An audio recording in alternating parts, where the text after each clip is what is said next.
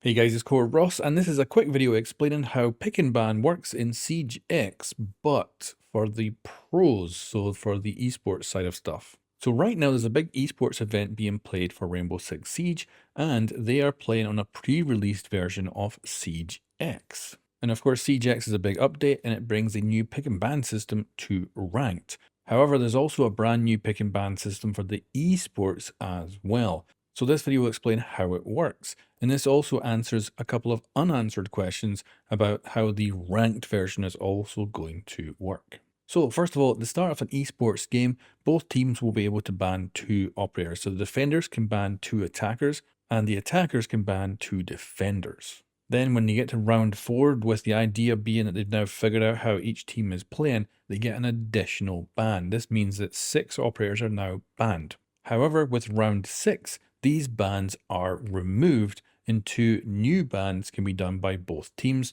So now the teams have switched sides, and you have the attacker banning 2 defenders, and you have the defender banning 2 attackers. And then once the pros reach round 10, they get an additional ban. So again, 6 operators are now banned. The rounds are different in esports from normal ranked gameplay, just in case you didn't know that. Then going on to round 12, this is the interesting part, and actually will probably be how it works in the ranked version. So ranked is going to allow you to ban an operator every single round. Then when you switch teams, they get reset and you can ban every single round again, a single operator.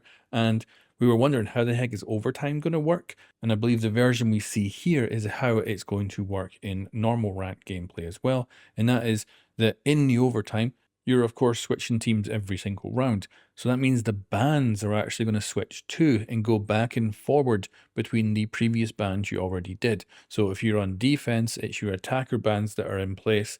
When you're on attack, it's your defender bans that are in place. So each round will switch between them. So this is very interesting for the esports setup. I think it's probably a bit more interesting to watch because it does have that midway through ban where things can kind of get, it's kind of a curveball you're throwing in and can really change the gameplay.